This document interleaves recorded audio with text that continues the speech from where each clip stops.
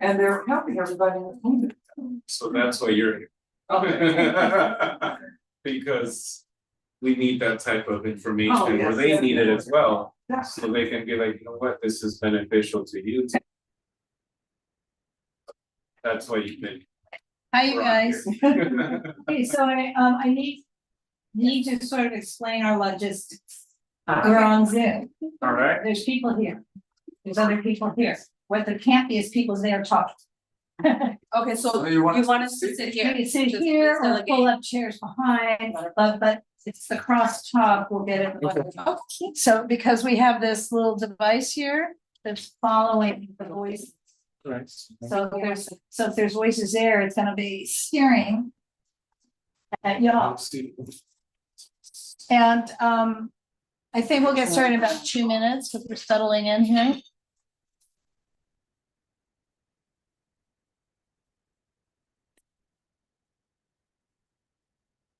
And also when we talk, we'll naturally talk to each other.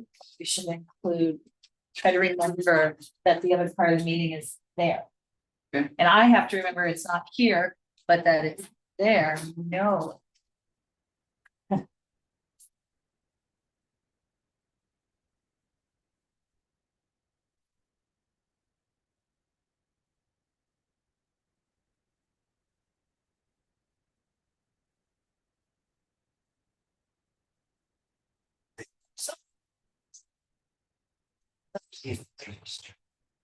All right, Laura, can I ask you a quick question before we start and we're on the record? we're already recording, Oh, we are? Okay.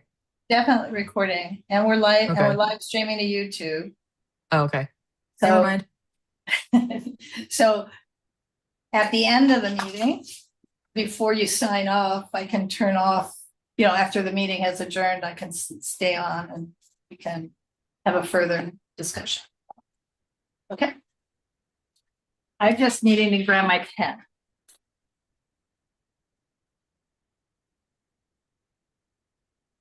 And easy text.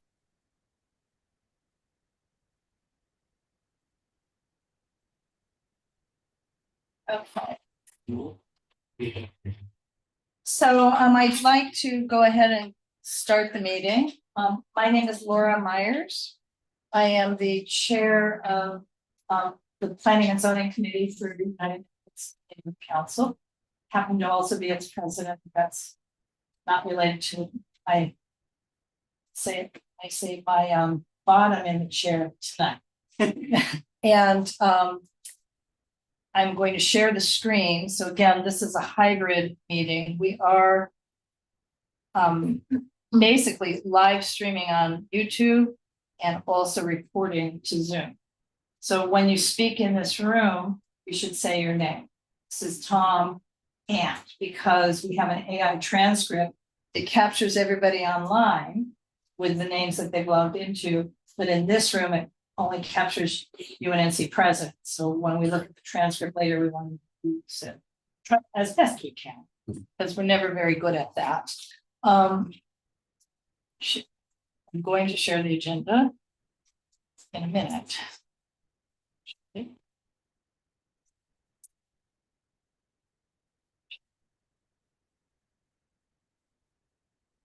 Sorry. Fine.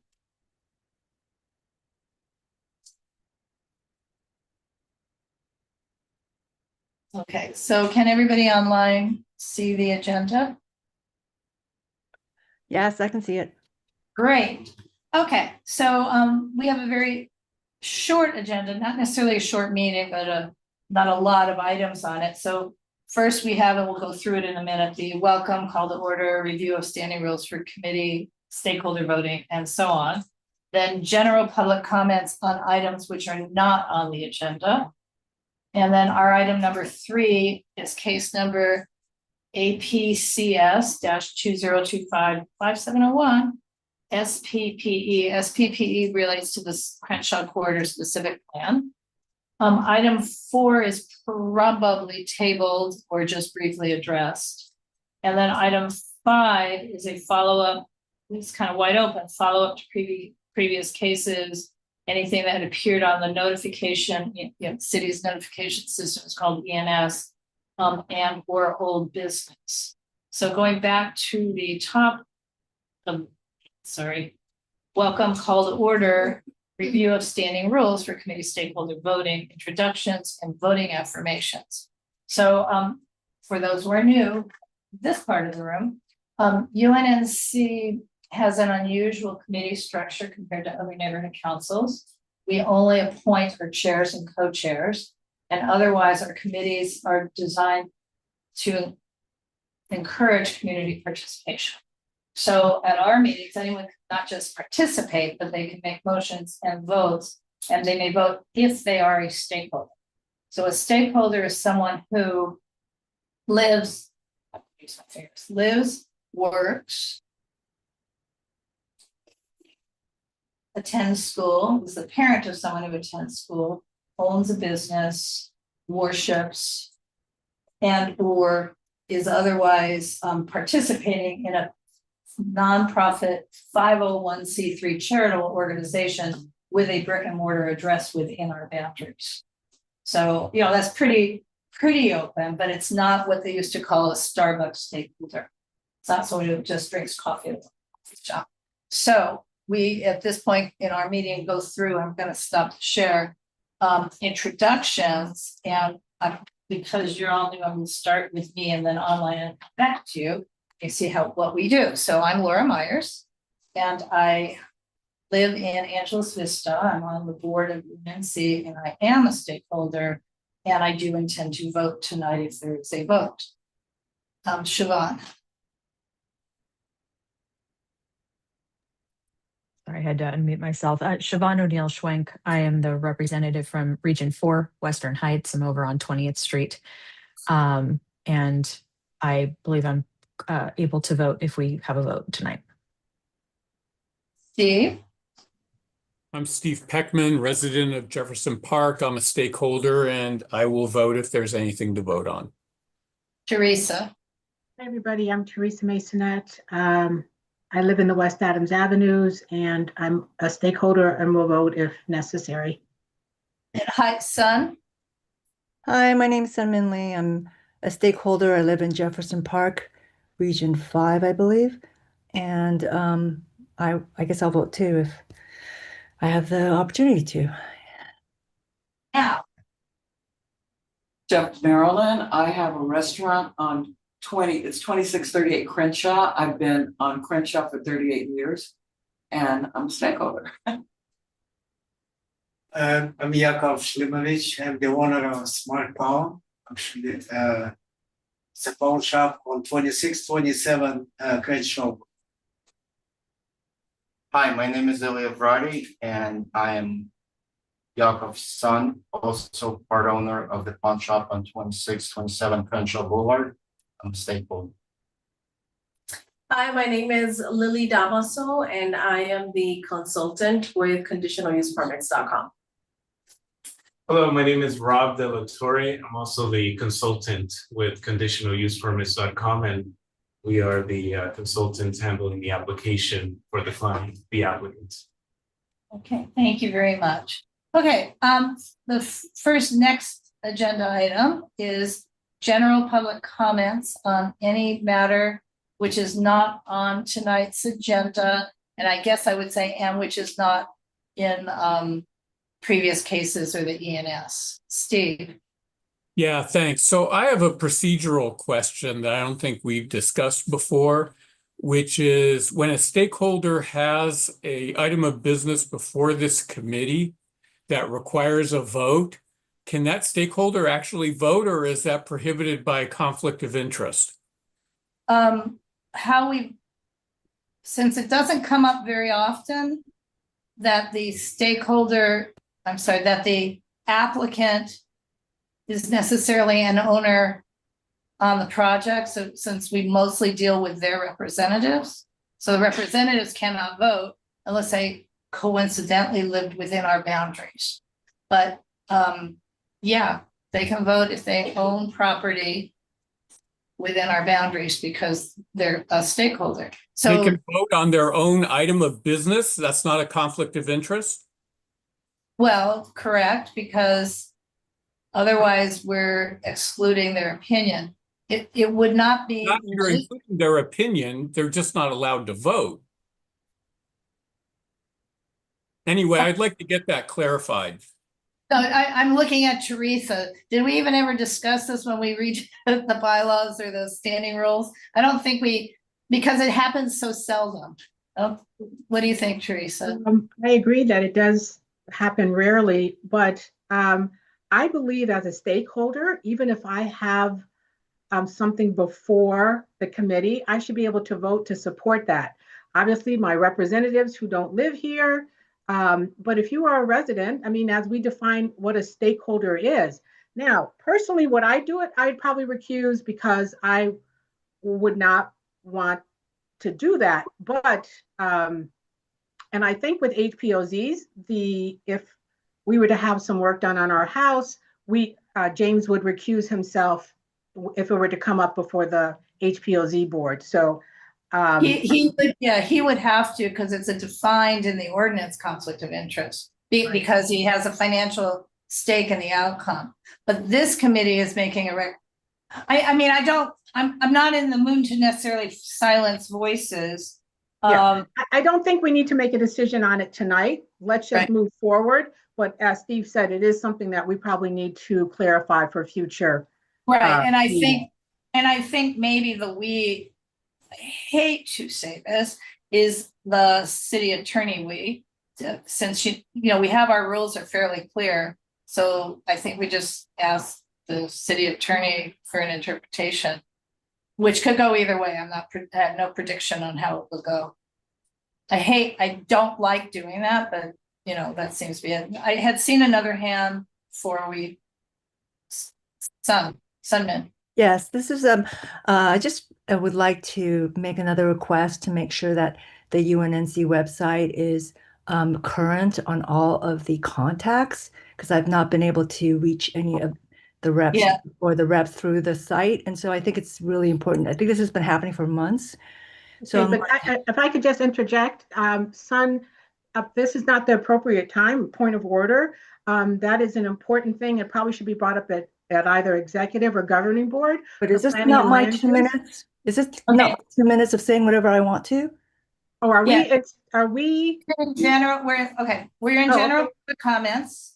Also, I happened to be on the website today and it looks like it was updated for the board members. So why don't you check again, refresh your browser, and I think it might be okay. Okay, so then I can actually select contact me and that'll go through. Okay. Are you saying we didn't have the right people, or that link is broken? Both. Okay. I wasn't able to contact, and they were not the correct people. So anyway, I'm asking pointed questions. Our website or the Dunn website? The UNNC.org website. Okay, so one we have control on. Yes. Okay, I will email Ann tonight. Thank you. Thank you. Laura? Oh, no. Laura? Yes. Siobhan.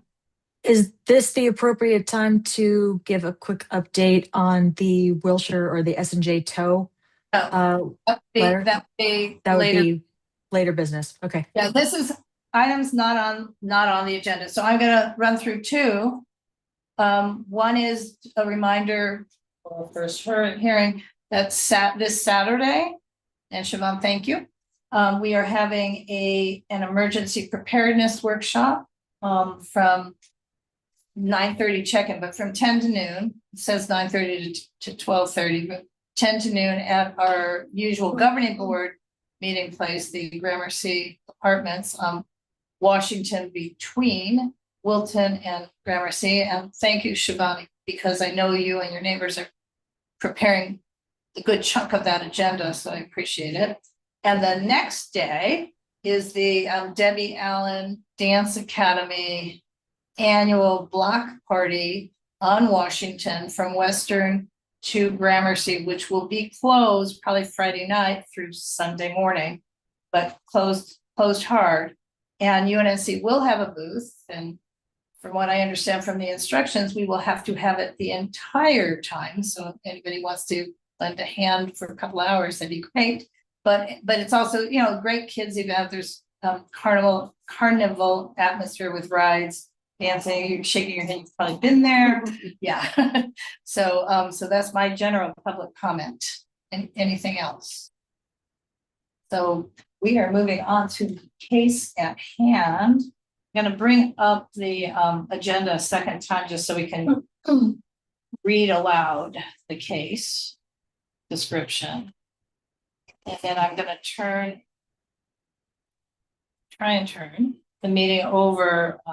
Well, we have a presentation, so I will still be Zoom hosting, but I'm gonna turn the meeting over to our applicant. So essentially, this is a project exception request in the Crenshaw Corridor specific plan to allow for a new pawn shop, which is the relocation of the existing pawn shop that's currently or recently, it's not still there, across the street, to be operating from 9 a.m. to 12 a.m. midnight.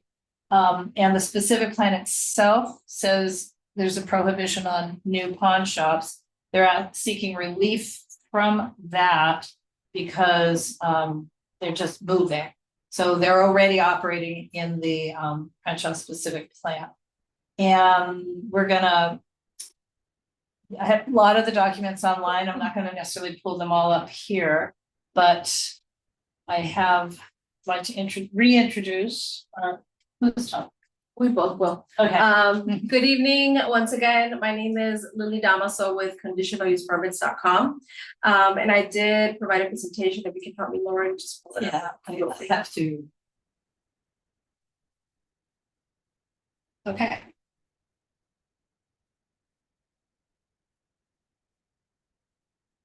So I'm not even trying PowerPoint, just gonna do unless I did.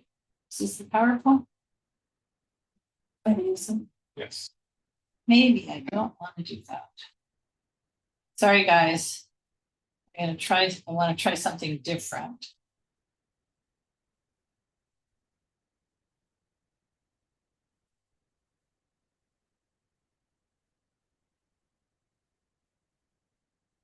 No, I guess I'm just gonna hide these. This does seem to be the PDF. Okay. Perfect. So like Laura already presented, this is specifically a specific plan exception for the Crenshaw corridor for the new pawn shop that's relocating to the premise address 2634 through 2636 in South Crenshaw Boulevard. And I just wanted to share you guys vicinity wise where exactly it's located on Crenshaw. You're able to see it on the vicinity map. It's literally right adjacent to Chef Marilyn's restaurant, which is an icon in the area. Go to the next slide, please. That is the actual project description request and the case itself. The public hearing is still TBD as of today, and the planner assigned is Mr. Isaiah Ross, and that's his contact information as well.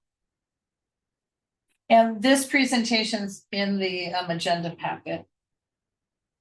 So a little bit about the Smart Pawn Shop, and obviously I have here by my side the applicant and the property owners, and you guys can also chime in terms of who you guys are and how long you guys have been at this location that's right across the street from where we are proposing the exception. They've been at the location since what, 1990? It's been a pawn shop since 1994. Since But 1994. we bought it in 2010. Okay, so the use itself has been a pawn shop use since 1994. And they've been operating at the site since 2010. And I'm talking about the existing pawn shop that is currently at 2627 Crenshaw Boulevard. I also wanted to note what the existing smart pawn shop, how it looks in its interior, the actual front, it's right there at the right-hand corner. You'll able to see it, the cleanliness. They also have other locations. That's just not the only location that they have. So I wanted to also share the addresses of where they're located. This is for reference, the site plan itself, as you can see. So yeah, I don't know if I can, Zoom in. yeah, I'm having a little trouble navigating. Sorry, so. I'm not, in other words, I'm not seeing still not seeing. Right there on At the the bottom right. bottom right. There hand. we go. Yeah, there. So if need there.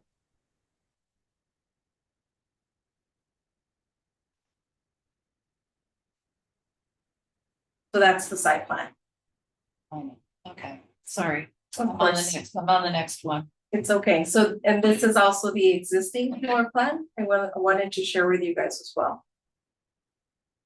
And as reference, they're taking over the location. It's two restaurants, if I'm not mistaken, but one was previously a bar and the other one was a restaurant. And I know that the bar actually had been at that site since the early 1990s, and they held a Type 48 liquor license since then. And with the purchase of this property and the relocation, that license actually is no longer at the site. This is the proposed floor plan. And you can zoom out a little bit maybe so they have a better picture of what it's hopefully going to look like. So I'm assuming as we look on the left, that's Crenshaw Boulevard. Correct. The left is Crenshaw. Should I? Yeah, just the next slide.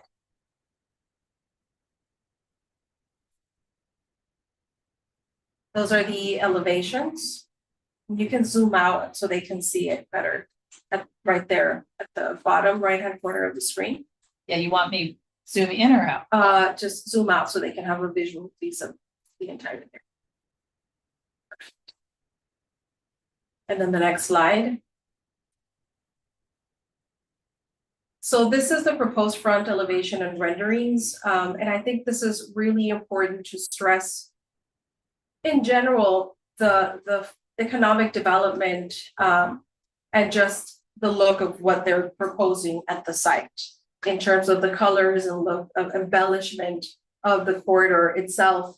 This is exactly what the new applicant and property owners are doing with the Crenshaw Boulevard. We can go to the next slide, please. So they are going through a handful of tenant improvements, specifically the ones that are outlined. I'm not going to sit there and read everything one by one. Everything in terms of the exterior improvement will go through an administrative clearance, but we did want to obviously let you guys know there is no increase in the floor plan area. There is no expansion itself of the building footprint or building height, anything of the sort. All they're doing is renovating, so to speak, the location and going through the change of use for the new pawn shop use of the site.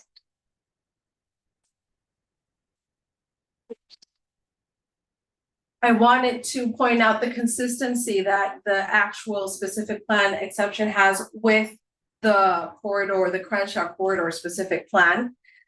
In general, just the aesthetics, improving the appearance, the storefront transparency, utilizing quality building materials. You know, obviously they're spending time and money, contributing to the corridor revitalization. That's very important, and just modernizing the existing commercial property.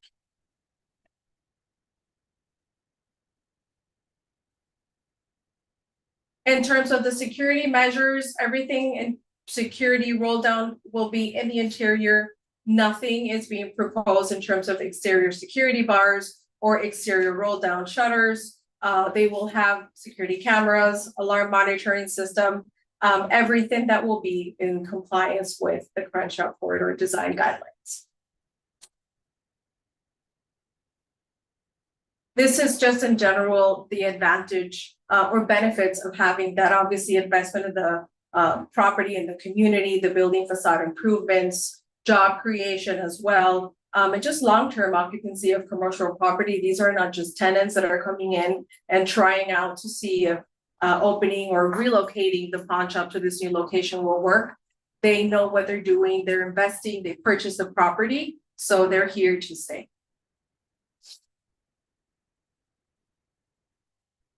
And then again, just going through, you know, what it is, they're not expanding the building, they're not including any type of entertainment uses. This is not addition of alcohol uses. This is just consistent with surrounding commercial uses as well. And most importantly, I did want to show a picture because, you know, I'm a very visual person, just the before and after. This is what the location looks like now, and the after, this is what they're proposing at the site. Just so you had an idea of what it'll look like if this is approved and supported by the community. And to reiterate, this is not a new use in essence. The applicants have been right across the street serving the community since the early 2000s. They've been a part of this community. They love it here and they want to be able to just relocate the existing business. So it's not a new use, it's not new individuals coming in, not knowing what they're doing. And they're here actually, if you guys want to introduce yourselves and say anything that. Well, should I stop and share? Yeah, that's it. And of course, thank you. That's my contact information. Rob, if you have anything to add as well, but that's. Thank you. Brought everything up, all the good points. But one thing that we did want to clarify is it's a building that they purchased with their own money. And the investment that they're putting into this new location is significant, more than what they've done with the existing place because they were just leasing there, they are leasing. So they're very enthusiastic about investing this money into this property and obviously so it goes well with the corridor and the community. And of course, they are planning to keep Miss Chef Marilyn as a tenant since she's been there for decades now. So that is an important thing for them and everything that they're trying to do.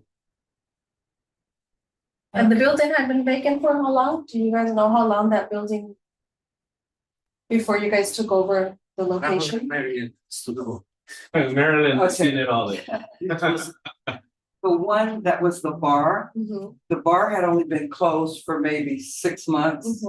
But the building besides the bar had been closed for about 3 or 4 years. It's been empty.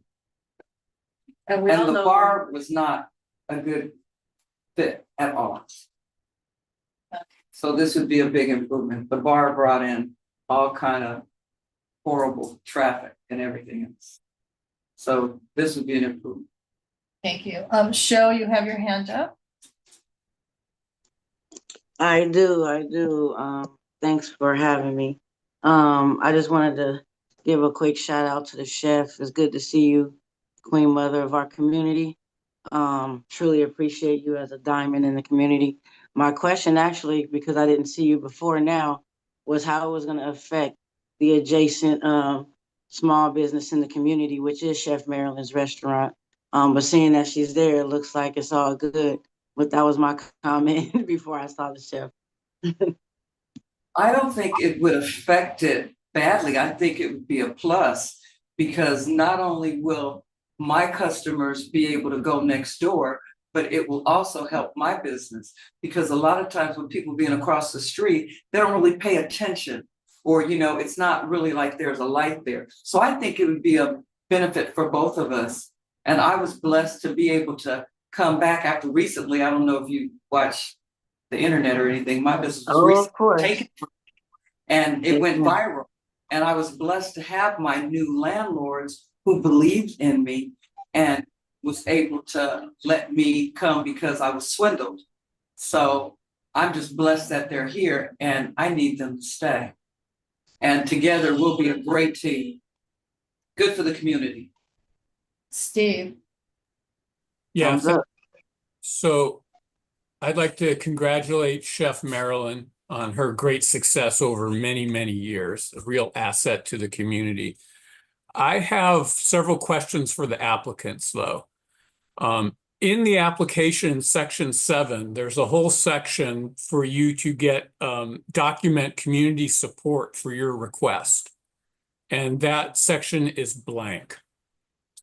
And I'm curious as to why it's blank. Well, we submitted, sorry. Now for the transcript. say who's Oh, speaking. this is Lily with conditional use permits. We submitted letters of support with the actual application. But again, we'll do our due diligence to submit more letters of support to the actual planner before the hearing is scheduled, including a letter of support from Chef Marilyn was included in the packet. It would have So been not on the nice to have application that itself, section. but in the packet it was included. It would have been nice to have that section completed, since you are claiming you have such overwhelming community support. I have 2 or 3 other questions. My next question is that as I drove by the area yesterday afternoon, it appeared to me that the former bar and restaurant have already undergone demolition. So what's the plan for the site if the city doesn't approve your move? I guess the plan is to just make general retail. Okay. So my next 2 questions are, you are asking for an exception to the general plan for the Crenshaw plan. And the Crenshaw plan is very interesting in how it's worded. It talks about, it actually says it prohibits pawn shops. And it prohibits pawn shops to prevent economic and social blight and to eliminate land uses perceived as predatory or as decline indicators, in quotes, that historically hinder revitalization efforts in the area. And then it goes through myriad reasons why they believe that's important. And I understand that there is a grandfather clause for existing pawn shops. So I have a couple questions related to this. One is in your findings, it says that you provide service to tens of thousands of people. Yes. Do you have that documented somewhere that you provide service for the existing pawn shop across the street to tens of thousands of people? Since 2010, we've served over 33,000 individual customers. I've pulled up these records just so I can have them in my notes. I don't know what kind of official documents I can provide, but yes, and those are individual customers, meaning some have come more than once. We like to build relationships with our customers, but definitely 33,000 plus customers. I even broke that out to about 16 customers per day since we've been there. Okay. It'd be nice if that was explained in the application. I guess my third question is, from the application, it says the use will continue without firearms. I'm assuming what that means is that you do not currently sell firearms or take in firearms, and you will not in the future. Correct. And in every venture that we've had in the pawn shop business since 1994, if the pawn shop previously took pawn shops, we discontinued that use. Okay. So your claim to the city is that you will not in the future be taking in or selling firearms. We have not in the past nor in the future plan to sell firearms or take in firearms. Okay. Thank you very much. Teresa. Thank you, Laura. I have 2 questions. One, I'd like to piggyback on what Steve just said. Can you please share with us some, if you have, as you stated, received many community letters of support, can you just verbally share with us some of them right now besides Chef Marilyn? Like this is Laura speaking. Are you asking what types of people wrote letters or? Just the neighbors along 29th. I mean, were other businesses? Can you just share? From a couple, this is Lily, conditionalusepermits.com. Again, we submitted with the application a couple of letters of support. But this is an ongoing case that we will continue to request support from. So we'll be more than happy to submit any additional type of letters of support that we will submitting to the planner to you guys as well. So that you're aware of the business, the location, who else is attesting to their good character and supporting this endeavor for them. Okay, Yes, so Via Brady, Smart Bond. And so we definitely have letters of support from all the surrounding businesses, like the Ace Hardware across the street and Chef Maryland. We started asking our customers for letters of support, and we do have an overwhelming amount of those letters. We didn't know at which point it becomes redundant, but we would be happy to submit like basically any amount of letters that would help this committee, because we have currently, I think we stopped at about 10, no, at 15 customers, because we weren't sure if more was needed. Also got, like I said, the neighboring businesses, Ace Hardware, Chef Maryland. And Okay, I think- guess that's kind of where I was going, like with the community, not, I'm happy that your customers are supporting you, but certainly Ace Hardware and maybe some other community members who live, like actual residents who live nearby, to see if they're okay with having, and even though you were just across the street, now you're on their side, maybe to do some canvassing to find out from them how they feel about having you in this location. So that was my first question. My second question is on the before and after. I noticed that there was a tree in the before picture, but there is no, the after picture does not have the tree. Yeah, the tree is there. Yeah, this is lily condition. Yeah, I know the tree's there, but it's gonna, unless you get permission to remove it, it's not. Like I said, the tree is there and those are renderings. So that's AI because it's not existing. So, but the tree will be there. Again, they're not planning on removing, and we know that if we were to do that, we would have to request an additional permit, but that's not requested. Okay, and is there any way, would you be open to, within UFD regulations, putting in an additional tree? There would be a cost to doing the concrete cut and, you know, the cost of putting in a tree and watering and maintaining it for 3 years, but is that something you may be open to? Is that something you guys would be open to down after? Okay, maybe I can provide some additional information through Laura for you on that. I see that. No, I guess I'm the next one with a hand raised, apparently. And then some. In the rendering, which I know you just said was AI, you improved your space and left Maryland's sucky.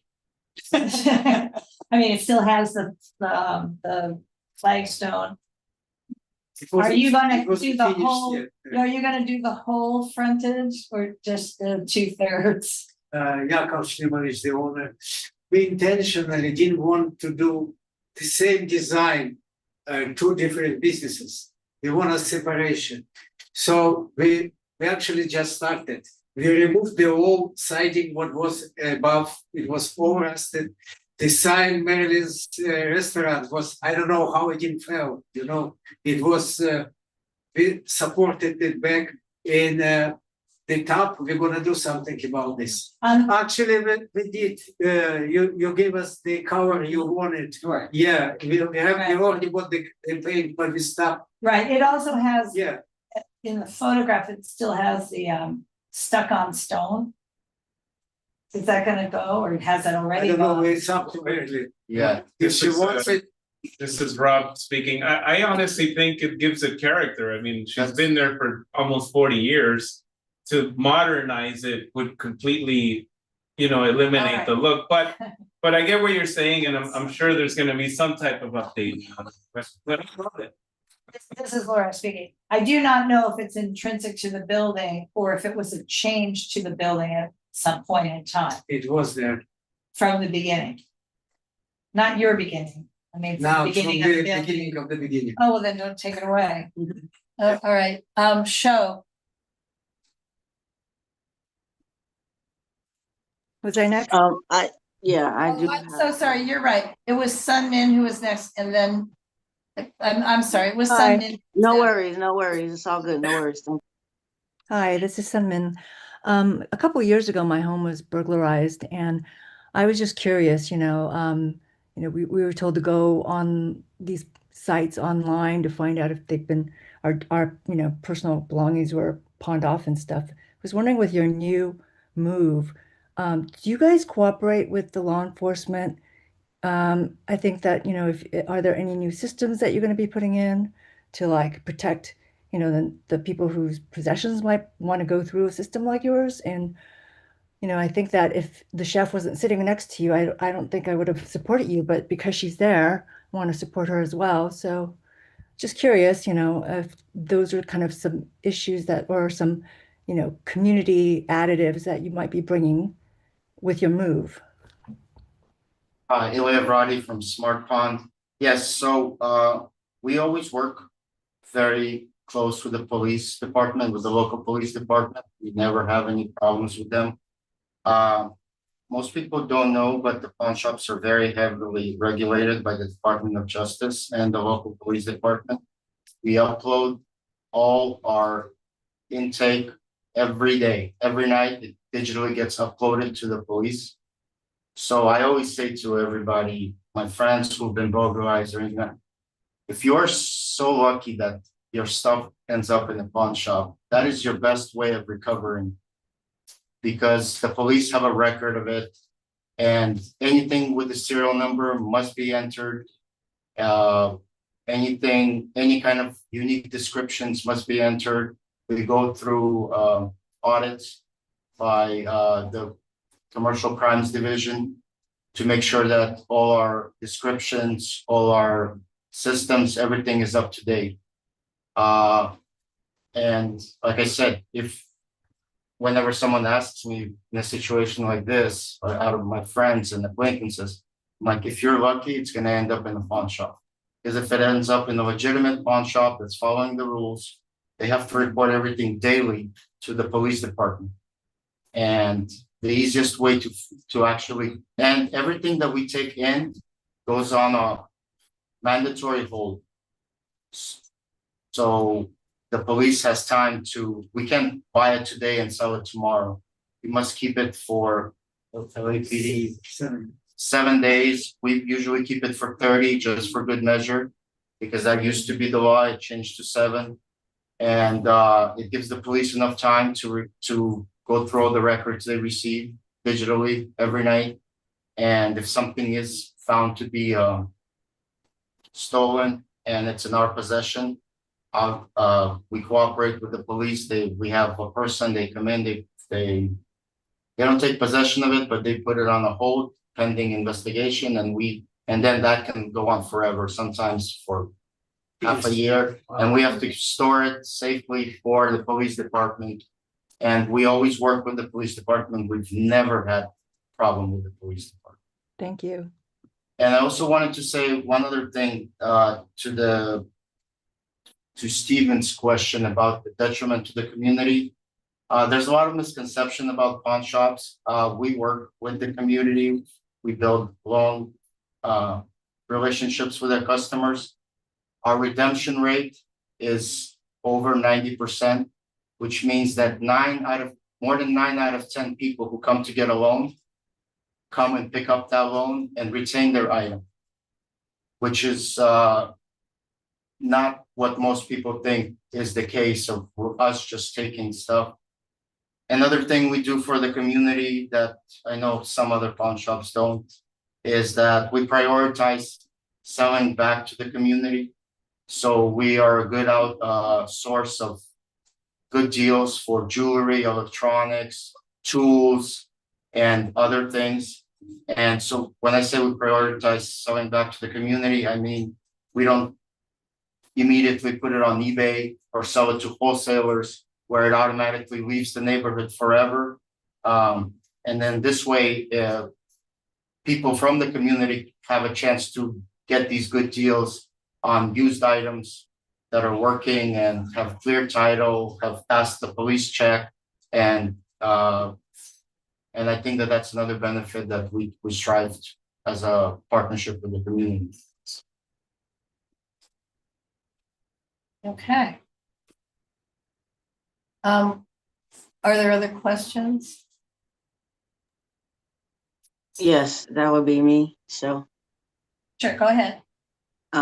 Okay, so I guess kind of in a continuance of what you were stating, I'm sorry, I don't know your name, sir, but and perhaps I was not on the call when you mentioned it, but I'm wondering as well with regard to the surrounding community and the community that is most affected by whatever your business is, if there's other things that you provide, because I'm looking at some statistics regarding pawn shops versus banks and credit unions for such said communities that may have been disenfranchised and so on and so forth, and the median homes and how different things dip when those businesses are present. So I'm wondering, is there things that you do for said community outside of just offering your service or offering your store or what you just mentioned, which in fact does benefit your store, but I'm wondering what benefits the community would have greater than you not being there. Ilya Brody from Smart Pond. If I understood your question correctly, we what we do on Thanksgiving, we give out turkeys in the community, and we donate to churches that our employees encourage us to donate to, mostly the ones that they are members of. Can't think of anything else off Your the top of my. employees. Yes. From the business, Yes. how long have they been at your site? We have employees, we're very dedicated to our employees and we appreciate their dedication to us. Our turnover is, I think that our average employee is about 10 years tenure with our pawn shop. We do have some that come and go, but the core team has been around, some for probably over 20 years, maybe even longer. Time goes by so fast. But I know that some started when they were younger and now they have kids and families, and we're like a big family in our business. Okay, and essentially that still benefits you and not the surrounding community. And I'm stating that because I do live in that community directly. And so what I'm looking at and looking for is something like, if you drive down Crenshaw right now, it's not Thanksgiving, there's no turkeys, but there's probably people who need them. So my kind of thing is more so like seeing you perhaps maybe get more involved in that type of work, perhaps. I don't know if you guys see that in your future, but that would be my hope for your presence. If at all possible. We're always open to ideas of how we can be involved. Maybe we're not super proactive, but it's, in the day-to-day bustle of life, it's hard to come up with ideas that you think would be beneficial, but we're always open to ideas, and we encourage ideas from our employees who live in the community, and we support them in their ventures and ideas. Chef Marilyn. Well, I feed the homeless and I also feed the seniors, and I'm a second chance employer. And I also train a lot of the schools, Dorsey's, Culinary Arts, plus LA High, and a lot of students come to work for me. And the fact that I interviewed them just like they interviewed me. We had several people wanting to buy that piece of property. Each one of them wanted me gone. They didn't care that I've been on that corner for as long as I've been on that corner.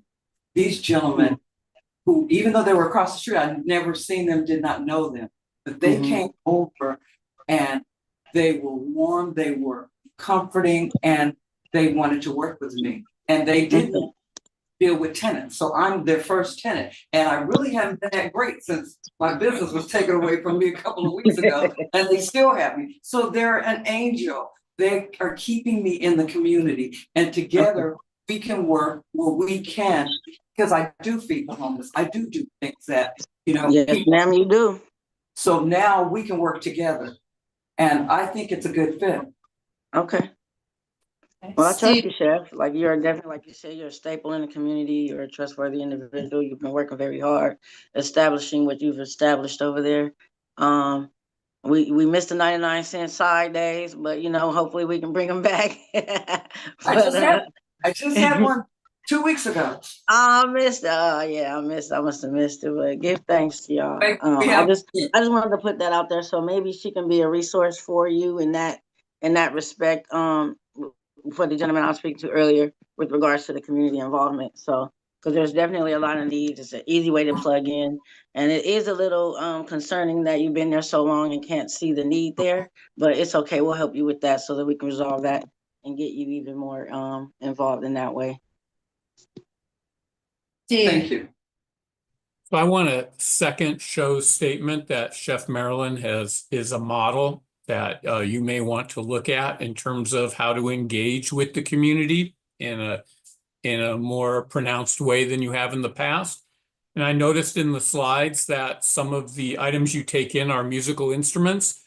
So an easy way, I'm not suggesting you provide musical instruments, but an easy way to become engaged with the community is to talk to the local high schools about their music programs and how you can help them with their music programs. Again, not necessarily by providing instruments, but there may be other things that you may be able to do to help them.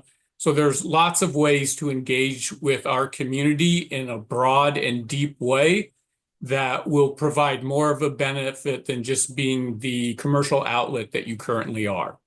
Thank you. Ilya Vrati, Smart Pond. Actually, you just brought up one of the things that we have done in the past.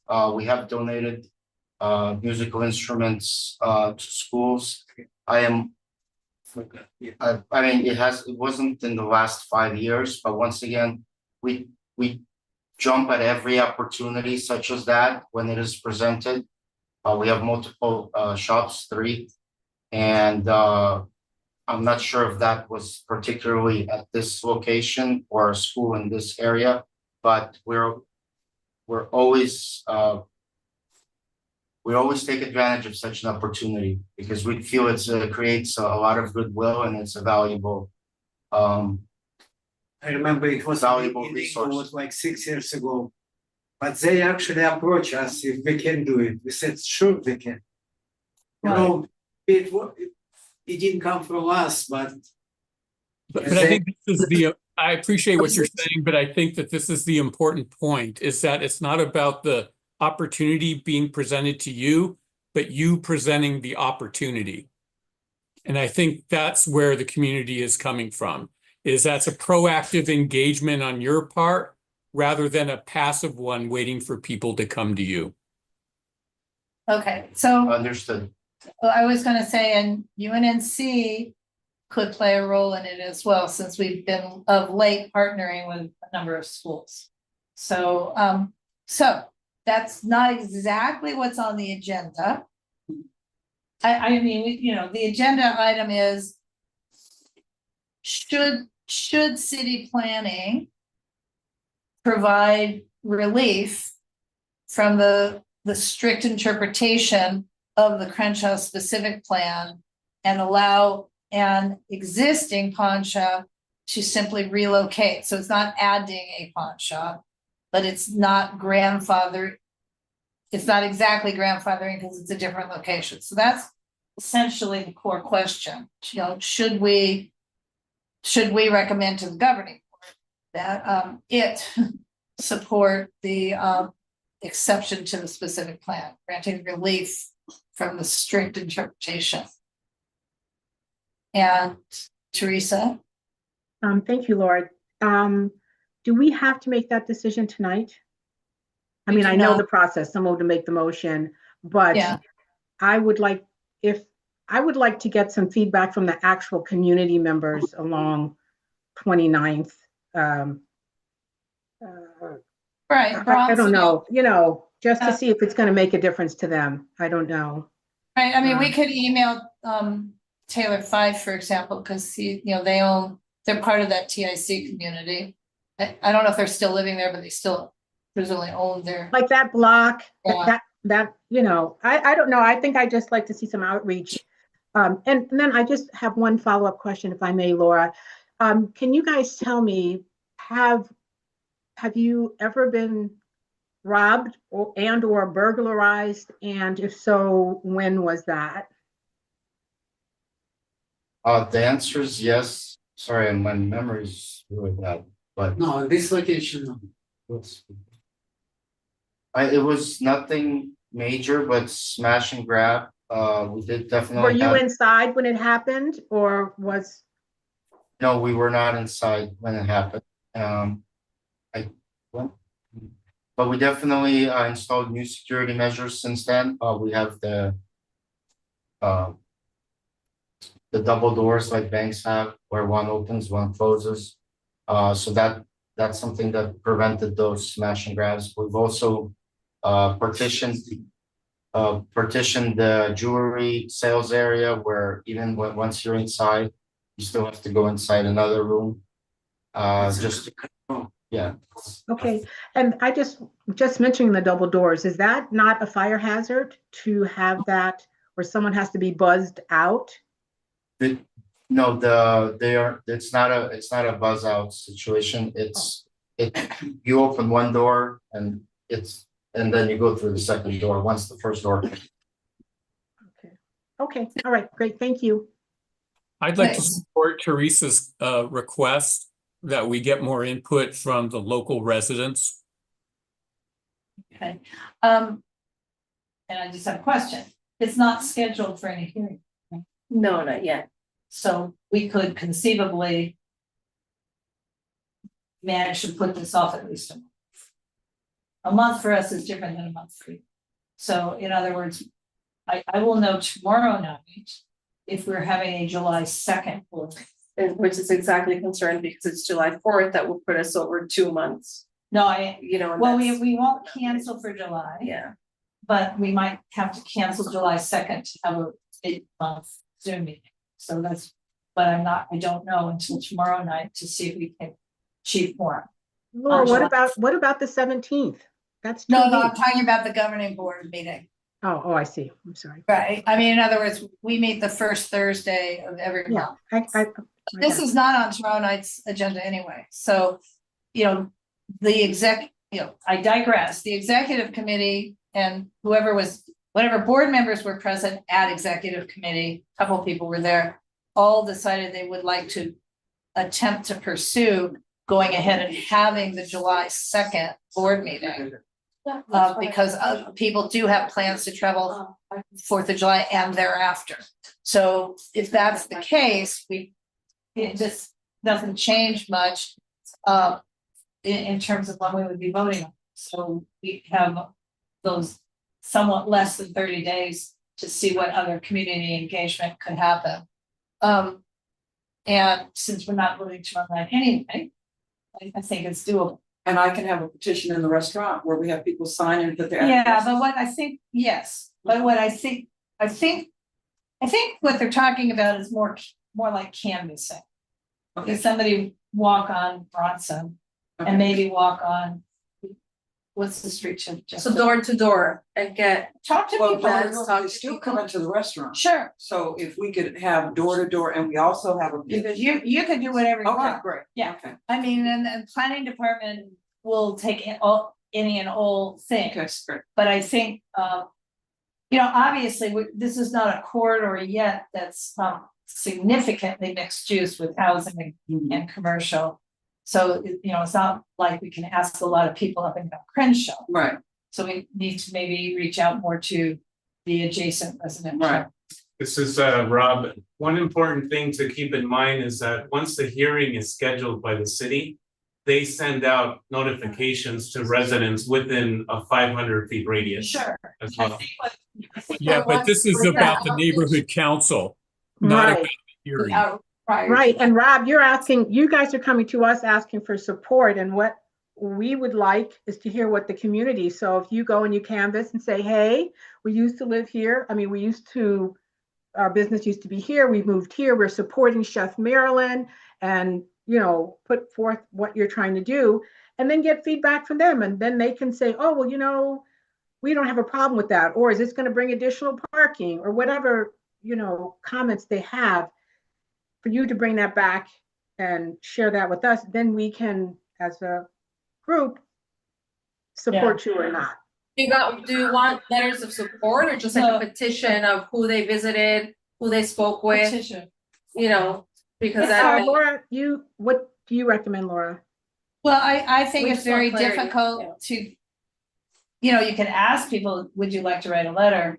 But it's hard to get people to sit down and write a letter. That's true. A petition is fine, but it should say for real, Mhm. you know, what this is, and in English and Spanish. Right. Okay, so English and And Spanish, excuse me, and then. And the We can Spanish arrange should be the same as the English, Absolutely. even though I would not know.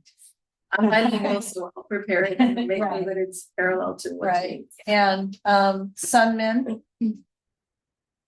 So this exemption is only just an exemption for the pawn shop classification, but there's no other exemptions for like tax bases or anything like that, is there? So there's we would be a single exception. Okay, so there would be an increase in the tax base for our community? For you? guys? No, they're moving right across the street. Okay, Yeah, that's sort of that's, I think their main point is Relocation. that it's the the same business. relocation, but no tax base changes of any kind, okay. Well, there is a bit of a tax base change. They paid current dollars to buy the building. Yes. They went from renters to owners, but more importantly, the building went from an owner from X number of years ago to a new owner, so there is an increase. But that increase has happened, meaning with or without a pawn shop. Right. Ilya from Smart One, there might be an increase if our building is sold because that building is currently assessed at, I mean, the building that we're currently leasing. It is so. Once we vacate, it's assessed at 10 times less than it's actually worth. So once it's sold, What? it'll- Wasn't it sold to Saban for the health center? No. Oh. It's not part of the big, this is Laura speaking, it's not part of the big project that's happening? it is not. Wow, okay then, so yeah, that might happen, it might increase the tax, some aspects of the tax base. But it's not reasonable then. We signed a contract 20 years ago for $2,500 a month with the every year. Last year we paid 5 something. The contract ended. Guess what we're paying now? 9,600. Yeah. That was the main reason we started looking for a new location. Because then you can Yeah. afford the, From 5,000 to 9,600. Because they know it's hard to move about. You have a walking wall built there. This is like $50,000-$60,000 invested. I don't know how we're gonna move it, but they know. okay, they're moving whole houses, somebody can move a vault. I like that. I mean, seriously.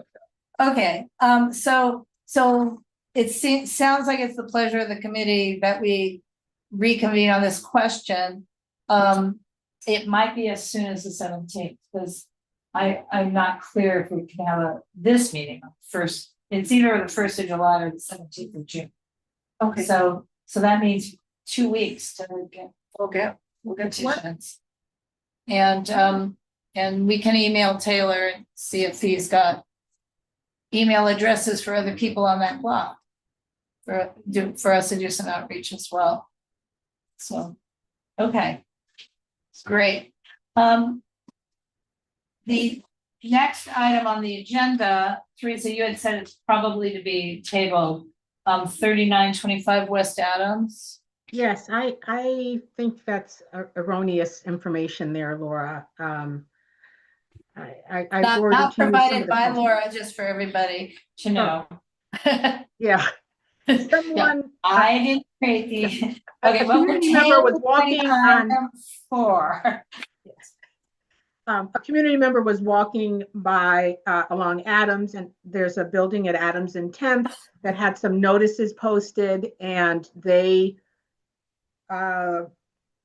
perceived them to be that the tenants were going to be evicted and that someone was going to sell the building and turn it into condos. After they got home and they looked at Zillow, they saw one of them listed on Zillow as a condo, which is not the case. I don't know if that's what was happening with that, but I forwarded to Laura the notices that were there, and it just seems like LA Housing is just updating the tenants of that building on their rights and, some other documentation that's for renters.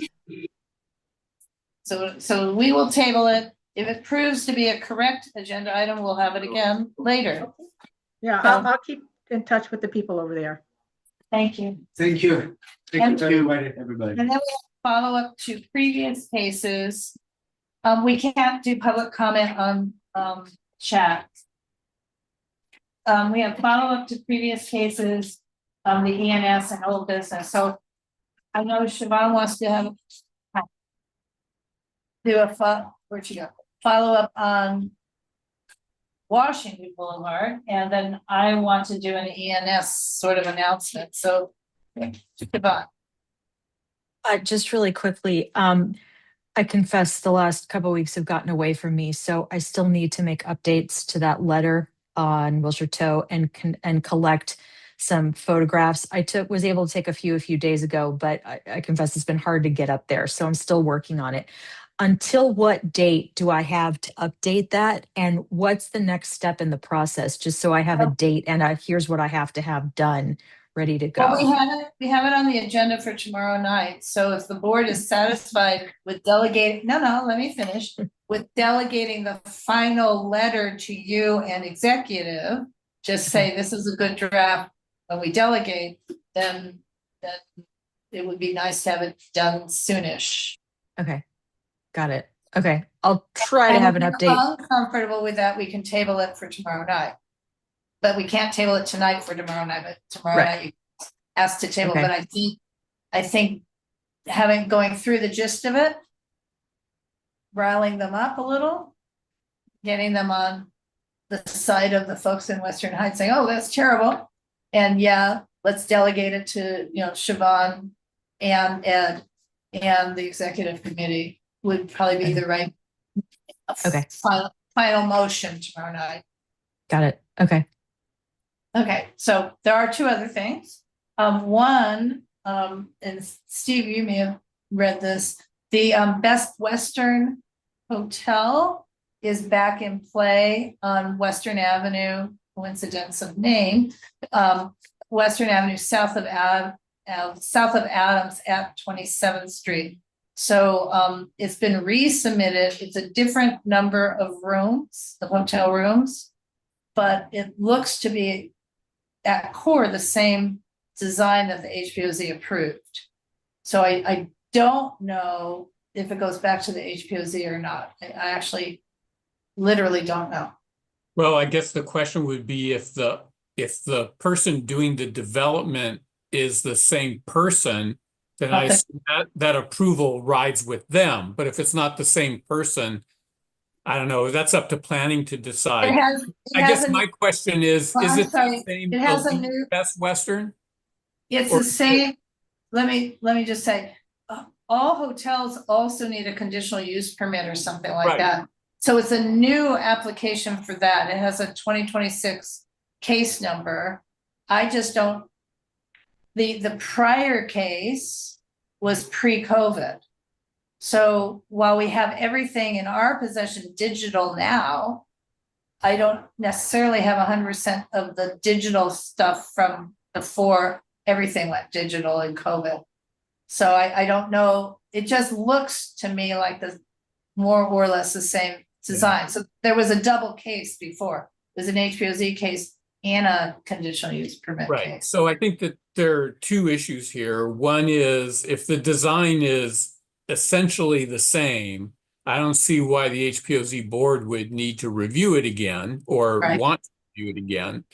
But it originally there are certain different levels of Best Western, and it was originally the elite Best Western. Right. And I don't know if it's the same as that was. I don't know if the changing the number of units within the hotel actually changes the design in a way that would require everyone to relook at it. There were a whole host of conditions that the community wanted in play on that plan that I don't know were ever resolved because Yeah, it never went to a planning hearing or anything. Yeah, no, I understand. Well, I think it did. It's just that, again, ask me about any case in 2021, we've got it in the officer's Google Drive. But there was no office, there was an officer's Google Drive going back to 2014 at UNNC. So we can pull up a lot of materials, but we cannot pull up easily case materials because all of the stuff we've been doing since COVID, where we create these agenda packets and we upload documents, et cetera, that started in mid to late 2020. So I may still have the original plan that was submitted and that was discussed. And I may have PDFs of it that were distributed on Nextdoor and on Facebook. So if those are helpful, I could try to dig them up. It seems to me whoever is doing this project should be able to provide the new information. That's correct. And I seem to remember it was a disappointing kind of proposal because it had was a hotel without amenities. Right. So there was no like coffee shop that other people could walk in and use. Right. But there was a proposal for a different building a few streets south that was supposed to have a coffee shop that I don't think that was ever constructed either. The north? South. Another, So is that like between 30th and 31st? That lot there was supposed to be developed and there was supposed to be a coffee shop on the ground floor there. well, on Western, on our side, there is a big project on between 30th and 31st. It's family housing. It's been there for a long time. Fatburger Arms. No. It's So it'd be somewhere not that block. so I guess I don't it'd be remember what next block, door to but the it's not liquor, that- be next door to the liquor store. So So that's it's between 31st and 31st and Jefferson. got it. 31st and Jefferson. And this Got it. committee heard from them several times. There's an Yeah. empty lot and then there's an Yeah. abandoned office building. I don't think that one's happening either. Yeah. So I'll look a little bit more into it, but I mean, obviously that's gonna have to be a case that comes here. Yep. And it would be real good to know, to be reminded of what people thought at the time. I can give Noting, you all that. yeah, but noting that it's so many years later that we might have different thoughts Yep. And because, yeah. the neighbors will certainly want to know about such meetings and be able to participate. Well, I really want to know, just like they wanted to know then, that none of the girls walking on the street get to walk in their lobby and, go upstairs. Yeah, they had some answers for that, but it was never really documented.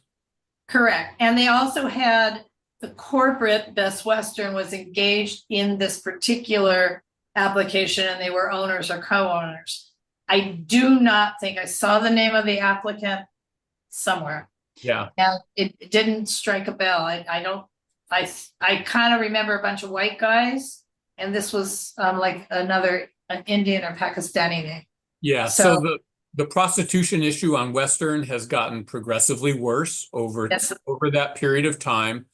And there's no guarantee that Best Western will continue to be involved. And there were serious concerns about it becoming a ghost hotel. So those are just some of the issues. There were about 10 to 15 items that the neighbors had asked to be addressed. And I still have those. Okay, good, because like I said, I don't know that I have them. Yeah, I do. I could provide them to you. Just let me know when you want to do it. Anyway, I need to go. Okay, well, there's just one more thing. And you and I already talked about it.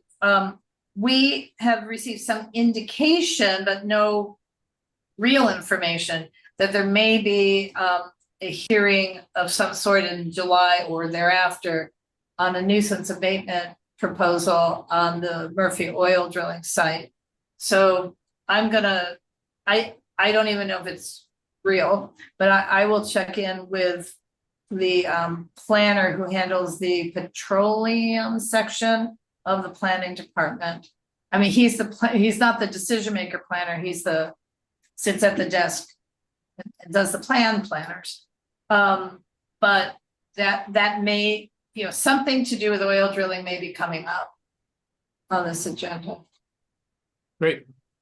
All right. Hopefully Yeah. Chris can participate at that time. I sure hope so. Because she's not traveling much this summer. She's not going sailing. She broke her knee.